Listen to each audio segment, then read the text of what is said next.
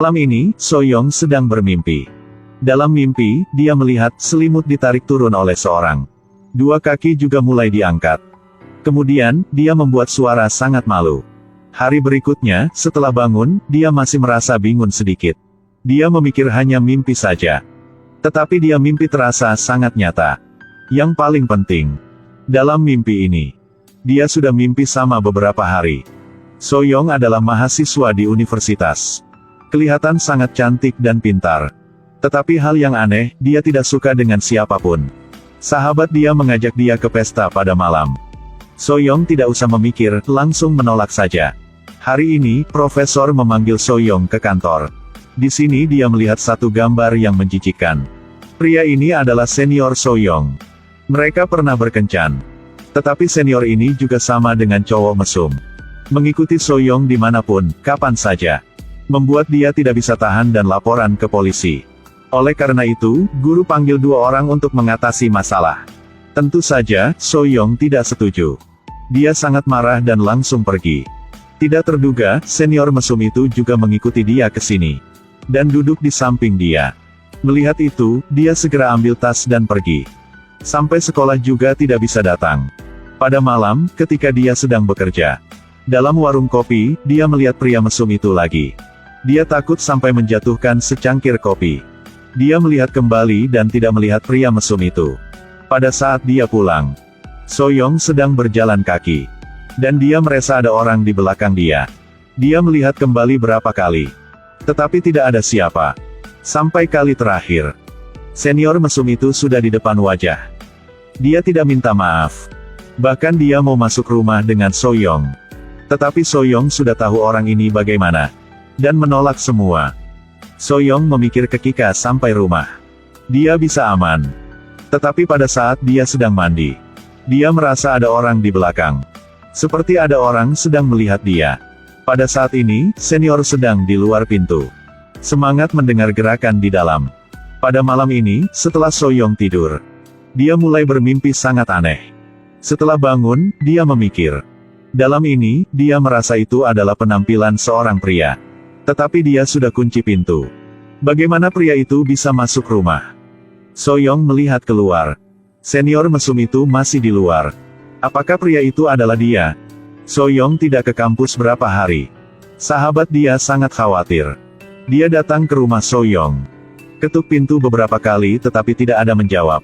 Dia mencari kunci di pot bunga. Baru membuka pintu. Dia sudah melihat Soyong sedang berbaring di lantai. Dalam ruang ini. Melihat kaki Soyong. Mungkin dia sedang bermimpi buruk. Sahabat melihat keadaan dia seperti itu. Cepat berlari. Didorong kembali oleh Soyong. Soyong melihat ke arah kanan dan kiri. Akhirnya, dia juga tenang. Dan bertanya sahabat, apakah dia melihat seorang pria atau tidak. Tetapi sahabat menjawab, pada saat dia masuk rumah, dia hanya melihat Soyong saja. Dalam ruang ini, tidak ada orang lain. Soyong memang takut. Dia merasa ada hantu. Tidak tahu ini hantu nyata atau hantu bernafsu. Hanya pada saat dia tidur. Dia langsung kelumpuhan tidur. Pada saat ini, ada seorang wanita masuk ruang. Khawatir dan bertanya Soyong apa kabar? Wanita ini adalah kakak Miyong. Sebelum Soyong pinsang. Sahabat tidak tahu harus melakukan apa. Dia menelpon untuk Miyong. Ketika melihat Miyong, Soyong tidak senang. Mereka sudah lama tidak bertemu sejak orang tua meninggal. Dia harus merawat Soyong. Tetapi setelah Soyong belajar di universitas, Miyong pindah keluar. Meskipun Soyong berusaha menghentikan. Tetapi Miyong tetap pergi. Dan dia tidak mau kenal dengan Soyong lagi. Kemudian dia langsung pergi, hanya Soyong tinggal sendiri saja. Soyong memikir, sekarang Miyong hanya pura-pura. Khawatir tentang dia. Tetapi sahabat berkata, kakak Miyong karena buru-buru datang. Tidak perhatian dan luka kaki. Soyong melihat luka di kaki kakak. Secara aktif, dia perban luka. Miyong minta dia datang ke apartemennya untuk mereka tinggal bersama. Ketika melihat ruang sangat kosong, bahkan televisi juga tidak ada. Akhirnya, Soyong sudah mengerti. Dua orang berbaring bersama di tempat tidur. Ini adalah kesempatan baik untuk mereka berbicara. Tetapi setelah mereka tidur, pintu lift tiba-tiba buka. Apakah hantu itu juga mengikuti Soyong ke sini? Pada hari berikutnya, Soyong pergi ke ruang makan. Miyong sedang siap makanan sarapan, dia kaget ketika melihat perut Soyong. Soyong juga menemukan. Hanya setelah 1 malam saja, perut dia tiba-tiba besar. 2 orang cepat datang ke rumah sakit untuk memeriksa. Dokter berkata dia sedang hamil. Sudah hamil 2 bulan. Tetapi dia tidak bisa melihat jantung janin. Kelihatan sama perut kembung. Untuk memeriksa lebih jelas, dokter minta Soyong memeriksa semua tubuh. Pada saat ini, pria mesum itu membuat rencana baru. Dia melihat sudah beberapa Soyong tidak kembali rumah. Jadi dia memanjat jendela untuk masuk dalam ruang. Dan menemukan Soyong sudah pindah. Oleh karena itu, dia mengikuti sahabat Soyong. Mencuri HP dia. Membaca pesan dia dan mencari alamat kakak Miyong. Setelah itu, pada saat kakak Miyong keluar, dia menyelinap untuk mendobrak kunci pintu. Kemudian pesan kamera di ruang. Memang mesum banget. Dia guna cara ini untuk mengawasi semua aktivitas Soyong. Tetapi dia melihat ini. Membuat dia sangat kaget. Soyong baru tidur saja. Dia merasa ada orang menarik celana dia. Mungkin ada orang datang. Dia menemukan di sebelahnya ada seorang pria. Soyong sangat takut dan terbangun. Mungkin dia baru melihat sesuatu yang sangat takut. Pada saat ini, pria mesum juga melihat dia. Ketika melihat keadaan itu, dia segera berdiri dan keluar.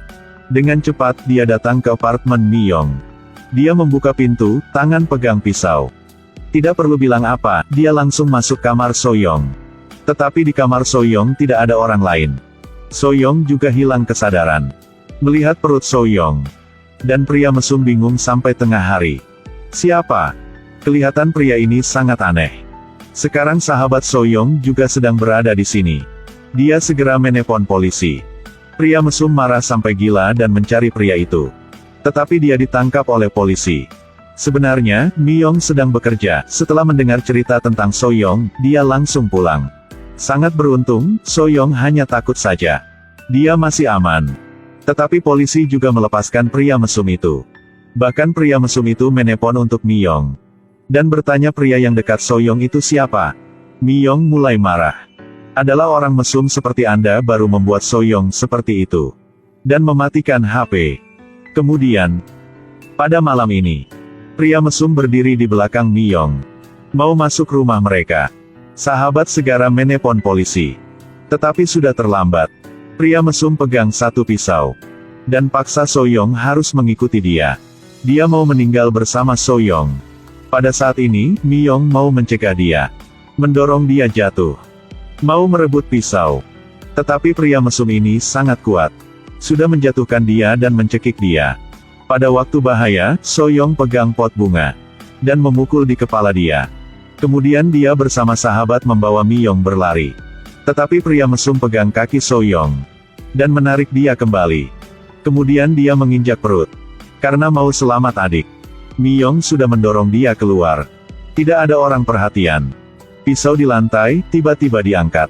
Pada saat pria mesum jatuh, pisau itu juga tikam dia. Lalu dia langsung meninggal. Cerita tentang pria mesum juga selesai. Tetapi Soyong tidak bisa senang. Karena perut dia masih besar. Apakah dia memang hamil dengan hantu? Miyong pegang tangan adik. Dan berjanji, dia akan menjaga dia. Malam ini, Miyong bertemu dengan seorang peramal. Sebenarnya, Miyong sudah diganggu oleh pria mesum. Dia khawatir tentang adik. Jadi dia baru pindah keluar. Tetapi hantu itu tidak pergi bersama dia. Dan terus mengganggu Soyong. Peramal berkata dengan Miyong. Hantu itu tidak bisa hilang. Oleh karena itu, dia memberi cara untuk Soyong. Mencurahkan semua kecantikan untuk orang di keluarga. Jadi dia datang ke satu rumah. Menyalakan lilin dalam kegelapan. Lalu panggil hantu. Dia mau mencurahkan kehidupan untuk hantu mesum. Setelah 1 malam bersama hantu, semua hantu akan hilang. Tentu saja, Miyong juga meninggal. Pada hari berikutnya, perut Soyong sudah kembali biasa. Dia kembali kehidupan biasa. Semua orang selalu sibuk. Dia juga ada seorang pacar yang baik. Hanya kadang-kadang, dia melihat penampilan pria itu. Tetapi tidak jelas. Film habis di sini. Setelah menonton film ini, saya ingin mengatakan, kalau pergi keluar sendiri pada malam, wanita harus hati-hati. Harus kunci pintu. Karena pria mesum selalu ada dimanapun. Sampai jumpa lagi.